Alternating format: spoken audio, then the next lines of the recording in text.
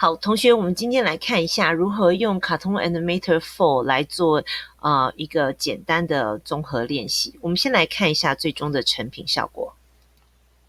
寂寞中拍打的翅膀，终于找到你一起飞翔。渺小却带来了神话，你看着世界开满花。OK， 所以我们刚才看到像这样子的一个效果啊，其实用到的真的是非常非常基本的 Cartoon Animator 4里面的东西。好，那就基本上就是综合了一些素材，然后再加上声音，然后再加上音效，然后再加上音乐，然后再加上文字。OK， 这里都还是在一个最基本的练习里面。那我们就来看看，如果要做出类似像这样子简短的动画，我们需要我们可以是怎么样的运用。好，那我们来开一下这个档案，所以这个是我们最终的一个完成的档案哦。那在这之前呢，我们要先做好一些素材的准备。OK， 所以呢关于素材的准备这边呢我们来看一下我这边准备的素材是长怎么样子了。好，不好意思，让我移一下我的画面。好，所以你可以看到呢，我们先来看一下原始档案，这个是我的原始档案。 OK， 好，所以它是一个随便啊 AI 档 JPG 档或什么档都可以。 OK， 但是你要能够把它分出来，所以我做的事情呢，就是我把这个花的部分分了出来，然后还有鸟的部分分了出来，然后在鸟的部分里面呢，我又把这个翅膀两个翅膀给分开来，然后还有花里面我选了2朵，然后我再把它们做一个分开。 OK， 然后接下来呢，我去找了一个背景图片，那这是一张照片，然后我在 Photoshop 里面去做了一些色调上面的处理，让它的颜色呢可以跟这个花的就是我的主视觉的图呢是比较切合的。然后再来呢，我是随便去找了一个音乐，那这是那个YouTube 上面的免费的音乐。 OK， 好，那它原本的长度呢差不多是2分多钟，那但是因为我当初在做这个动画的时候呢，我想要大概10到12秒左右就好了，所以我后来呢有在其他的音效软体里面呢把我要的长度截取出来。好，所以我们可以来看一下这里面我后来准备出来的差不多就是长这个样子。 OK， 好，我有一个单纯就是这是我的花的背景。 OK， 然后呢这是我经过 Photoshop 处理完之后我的这个后面的背景图。 OK， 然后你可以看到说这就是我的2朵花。好，2朵花，那它们全部都变成没有背景的 PNG 图档了。好，这些全部都是没有背景的 PNG 图档。 OK， 那这个是JPG 档，不过没有关系， PNG 或 JPG 它都吃。然后你也可以看到呢，我把我鸟的身体分出来了，然后我把我翅膀的部分呢也都分出来了。 OK， 那等一下呢我在里面因为还要再加上文字，那你可以事先打好，或者是事先打好，然后 copy paste 一句一句的进到你的 Cartoon Animator 4里面，或者是你可以先像我一样我在记事本里面，对，我就是先打好。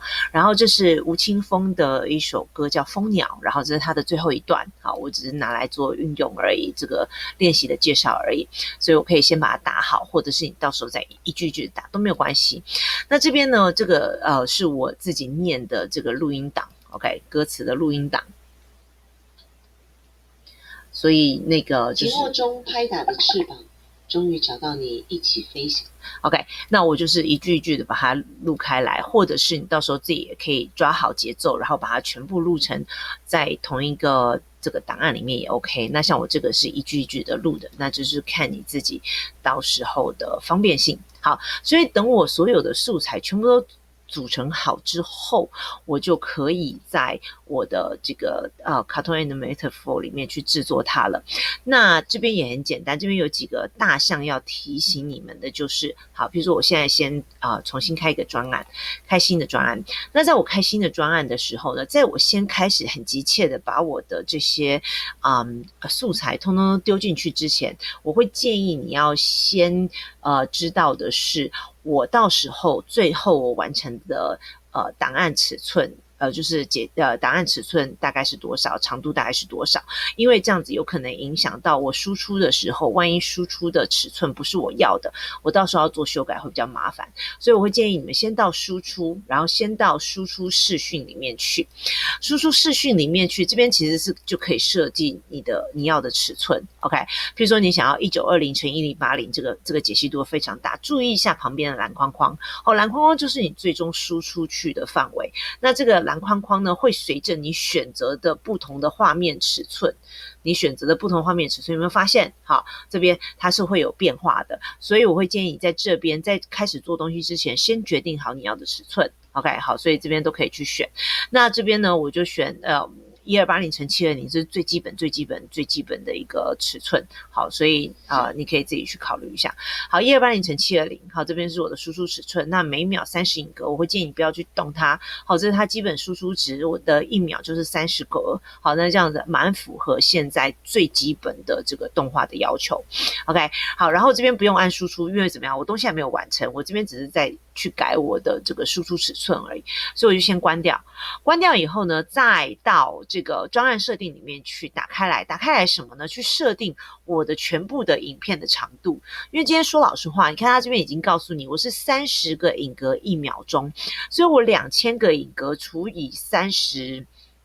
的话，我就大概知道我的全部的这个档案是多长。可是问题是，譬如说我只要做10秒钟，我只要做10秒、12秒、15秒或1分钟的这个长度的影片的话，那我这边设定成2000，其实就第一个无任何意义，因为你输出的时候你根本就不需要这么长 ，OK， 或者是说，而且譬如说我今天如果只要做10秒钟，10秒钟的话就是300影格嘛，好，比如说这边300影格，或者是12秒的话就是360个影格 ，OK， 那这样子有一个什么好处呢？就是我先设定给你们看，其他东西都不需要动，然后按确定 ，OK。这样子，我在移动底下的时候啊，我们把这个显示时间轴打开。我在移动底下的时候，你可以看到我这边移动，譬如说我要怎么样的一个目前的影格的长度，我也可以把它显示成时间。OK， 确定。OK， 好，我现在譬如说我现在是2秒钟 ，OK， 然后挪到这边，然后最长是这个5秒钟。那不是后面还没有 ，OK。好，后面就一路到最底啦，好，差不多是12秒左右。那这边就表示说我可以就是它格数跟格数的感觉变大了，好，所以我可以很仔细的在每个小格里面去做移动。好，可以去做调整，好，会比较方便。那如果我把目前的影格恢复成原来的2000影格。OK， 你看我同样的长度哦，譬如说我只要做5秒钟，结果我的移动范围只能到这啊，到这边就出去了，你懂我意思吗？所以其实就是我只能在这样子的范围里面去做调整的时候，其实是不太好调的，因为每一个就是我的滑鼠不太好移动，因为它只能移动非常非常非常小的范围，所以 anyway 这边就是建议你，如果你知道你这一个镜头或者是你这个专案的长度大概会是多少，因为不要忘记，就像我之前跟你们讲的，其实我非常建议你们不要怎么样，所有整个故事都塞在一个档案里面，其实你可以看你的分镜去做出每一段的动画，然后最后在剪辑软体里面再把它们就是放在一起，那这样子你每一个专案都不会太大。好，你每一个专案都不会太大，然后凑在一起的时候也很方便，你要前后调整也很方便。那你全部都做在一个专案里面的时候呢，有时候你牵一发而动全身，挪动了某一个东西，然后等下其他东西也跟着变动了。OK， 好 ，anyway， 所以我们这边呢就是把它设定成360秒，比如说我360影格，我总共要12秒，然后就按确定。OK， 好，那我把它放进来之后呢，就我现在这是我的一个全部的长度。那接下来我还是一样建议你们就跟 iClone 一样哈，一定最好是把所有的素材都在第1秒的时候就放进去。好，第1秒的时候就放进去。那这样子的话，你才就是不然的话，你很容易在后面不小心就产生了莫名的动态这样子。好，所以呢，我一个空白的，然后接下来就很简单，我可以把我的档案打开来。好，我可以把我的档案打开来，然后把我的素材呢开始往里面丢进去。好，把我的素材开始往里面丢进去。譬如说我先丢我的背景。OK， 我就直接怎么样把我的背景从我的这个folder 夹里面放进去。OK， 他就会问我，那我会跟大家讲，虽然是背景，但是还是把它选择叫道具，而不要把它选择叫背景。因为如果你把它选择成道具，它还可以做动态；你一旦把它选择成背景，它就没有办法做动态了。好，所以放进去，那它有可能，比如说它说你的影像解析度过大什么之类，这都不需要担心，就直接按示，它会自己帮你去做调整。好，做调整进来了之后呢，那你有可能觉得怎么样不够大，好，我就按这个任意一个斜角，好，然后去把它放大。那这边要提醒大家呢，就是我会建议你们，那当然如果你已经知道，你一开始就知道你要的尺寸是多少，然后你先用一些其他的软体把你的素材做一个尺寸的处理，那当然很好，好，不然放进来拉也是可以啦。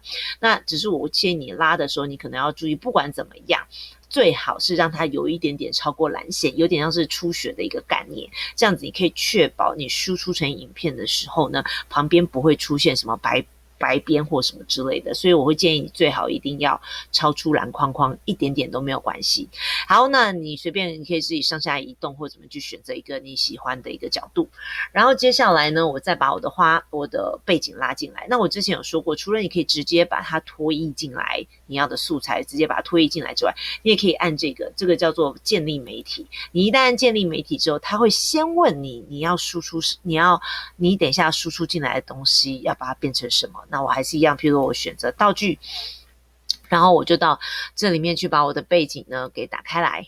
OK， 好，所以一样，我的背景也被打开来。那我这边会做的比较快一点，可能我的调整度就不会像我刚才给你们的看到的那个示范档这样子这么细哦。OK， 好，因为我们不然这个影片会时间会变得比较久一点，所以我大概的去把它拉一下就好了。好，所以我大概的把它拉进来一下。那接下来也是一样。好，那接下来我要放我的花。那这样子讲好了，如果你很确定你放进来的东西接下来不会再给它做任何动态，或者是起码暂时目前你不会给它做动态，那我就会建议你到场景管理员这里面去。有没有看到场景管理员？到场景管理员这里面去把东西锁起来，你打勾就是锁定，打勾就是锁定。所以等一下我再放其他东西进来，然后我在拖移的时候就不会不小心拖到我不想拖的东西。好，不然等下到时候可能一样就会产生一些莫名的动态。好，那我可以把我的花放进来。好，一样它就是道具。那这个放大呀、缩小啊，这些东西都是你们可以自己去自我调整的。好，自己可以去自我调整。你想要把它放到植物的后面，好，就比如说你想要把它放到植物的后面，或者是不好意思，等一下。好，你想要把它放大，然后想要把它放到这个背景的后面或背景的前面，好，这都是你自己可以选择的。好，这之前我们也应该都教过，好，把它放到你想要的某一个位置去。然后呢，一样我还可以再放一朵花进来。OK， 好，那一样这个花的大小啊，或者是旋转的角度啊，或什么之类，这个就是纯粹是你自己可以去做调整，想要放在哪个位置之类的。好，所以这两个东西都进来了。那我还有鸟，不过没关系，你在某一个时候你也可以怎么样，先做完某一个部分之后再把鸟放进来。只是注意，当你把其他素材放进来的时候，最好怎么样，还是记得回到第一个上面去。好，那我们就先来做这样子，我们先来选花，第一朵花。那我这边会做的比较快，可能效果就没有我刚才示范给你们看的这么好，不过意思跟概念是一样的。好，所以很简单，你可以非常非常直觉性的，我就拉一段，好，然后呢怎么样就把它往下拉，好，或者是看你的花想要做什么样子的动态，然后快慢什么之类的。OK， 好，所以比如说好，然后最后好，然后把它拉出去。好，所以这边就是怎么样，最简单的一个动态，这个大家应该都没有什么问题了，对不对？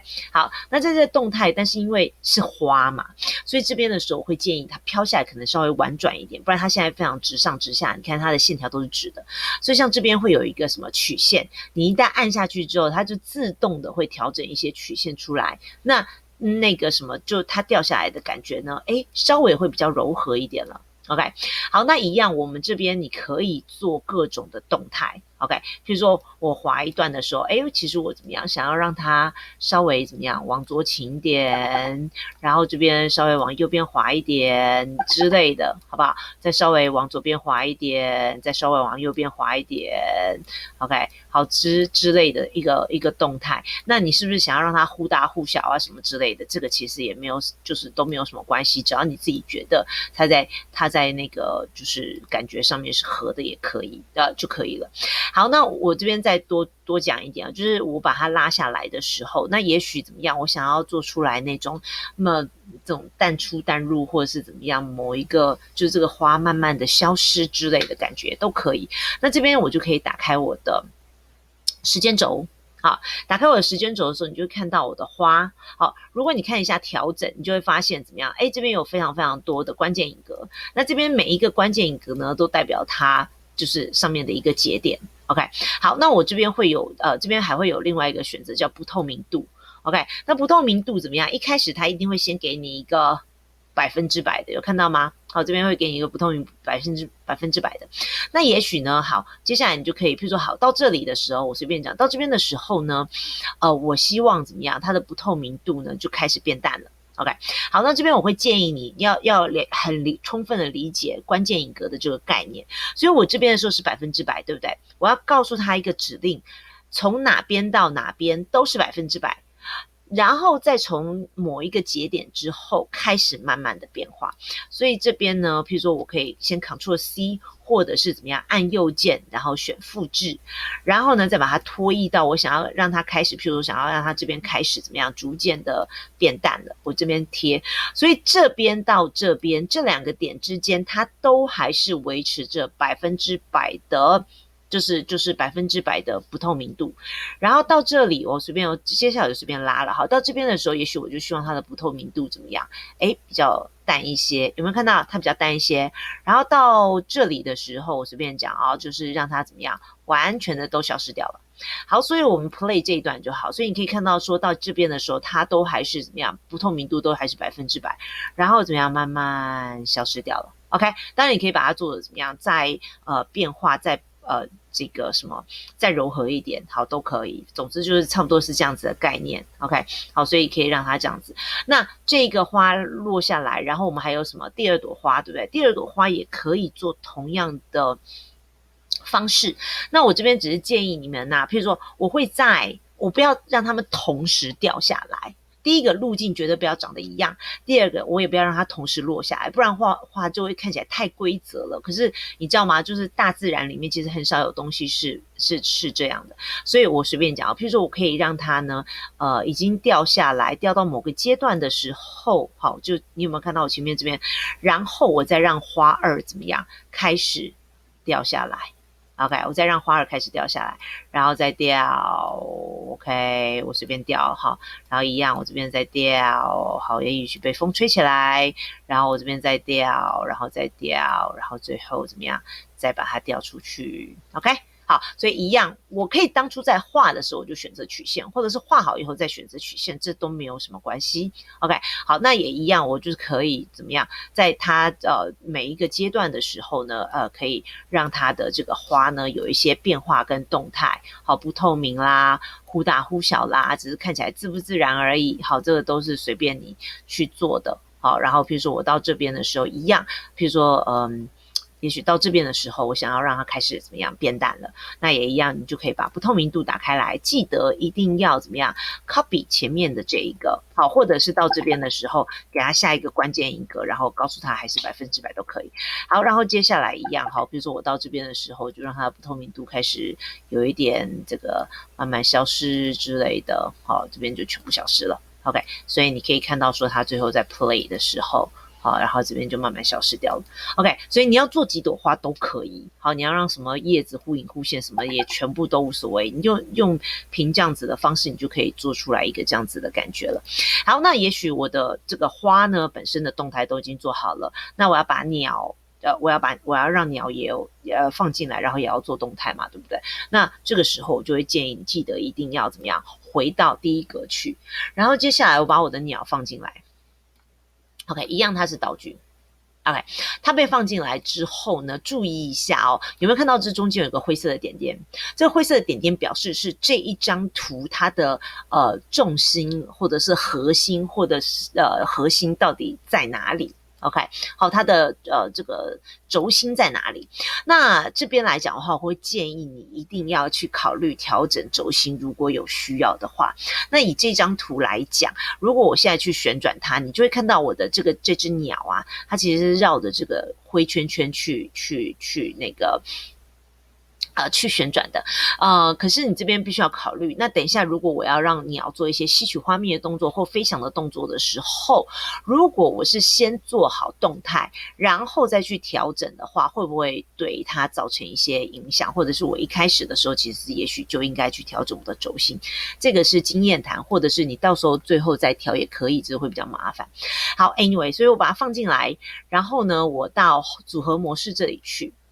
我想把它的轴心，其实你有没有看到这边有一条细细的蓝色，这边有一条细细红色，这就代表轴心了。好，这就代表轴心。所以其实我只要在这个后台这边呢，选择了这只鸟鸟，然后我把这个鸟，我想要让它变核心的地方，譬如说我想要让它变核心的地方是它的嘴巴。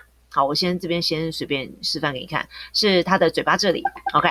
然后我再回到前台的时候，我现在这边你们看到灰点跑这，所以如果我旋转这只鸟的时候，它就会以这个灰点为中心去做旋转。好，所以你可以去考虑一下你的轴心的一个调整有没有需要。那以这个练习来讲呢，我会觉得放在头部这边可能是会比较合适一点的，不过这是我自己个人的想法，那你也可以考虑一下你自己的想法。OK， 好，所以我会希望说，那因为我感觉小鸟嘛，它在吃花蜜什么之类的，那也许是以头为中心，这个是你们自己都可以，就是每个人自己可以去做决定。好，那接下来我还有什么？我还有鸟还有什么翅膀，所以我可以把鸟的翅膀放进来。OK， 好，或者是你如果这边不小心旋转了，那个什么，我也可以先把它，我看先把它归零看看。OK， 好，把鸟翅膀放进来。OK， 一样。好，那鸟翅膀放进来之后，你可能要注意，你有没有需要怎么样给它做一些翅膀上面的这个尺寸的移动。OK， 好，也许太大了或太小了或什么之类的，要去做一些缩放。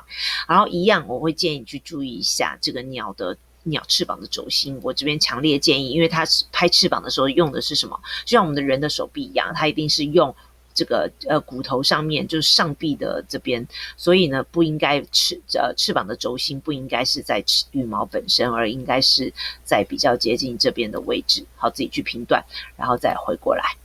那回过来如果有跑掉怎么办？没关系，你再把它接回来就好了。OK， 好，然后呢，因为等一下我会希望怎么样？他们虽然可以分，我的目的把身体跟翅膀分开来，就是因为我等一下可以让他们分开做动态，但同时间又是怎么样？他们如果要移动的话，他们应该要一起移动，因为翅膀本来就应该要怎么样接在身体上，所以就像我上次录的另外一个影片一样，我这边有介绍，你要用父子关系，我要去把它连接起来，所以在这边的时候，我必须要用连接。然后连接给谁？连接给蜂鸟，好，你就点身体就好了。所以接下来呢，我去就是我点蜂鸟，然后移动的时候，我的翅膀就会跟着移动。可是呢，我这边如果想要单独的去做翅膀的动态，我可以选择翅膀，然后做动态。好，这样子会是一个比较方便的过程。好，然后我还有另外一只翅膀，好，我就把它另外一只翅膀一样把它放进来。好，放进来以后一样。好，那这个翅膀呢是在大翅膀的后面，所以我可以第一个怎么样？先去调它的位置。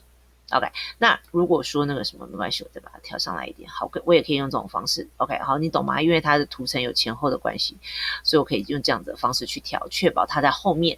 然后一样。我可以第一个有没有需要放大缩小？好，它是后面的翅膀，也许它应该比较小一点。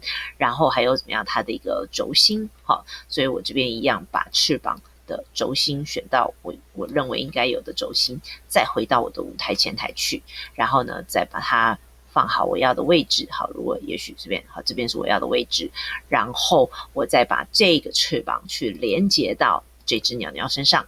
好，那这样等一下它们呢移动的时候就会在一起移动了。OK， 好，那这边就要决定，那你什么时候要让这个鸟鸟飞进这里面来。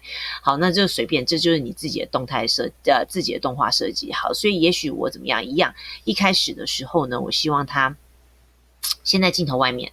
好，然后也许等我的花已经掉到这儿，好，随便讲，花已经掉到这儿的时候呢，或者是什么，花已经掉到这儿的时候呢，鸟就从这个位置移到这个位置。OK， 好，移到这个位置。好，那也许你会觉得或者是好，这边会不会飞太快？好，你这边就可以放进来看看。还好啦，速度还是一样哦。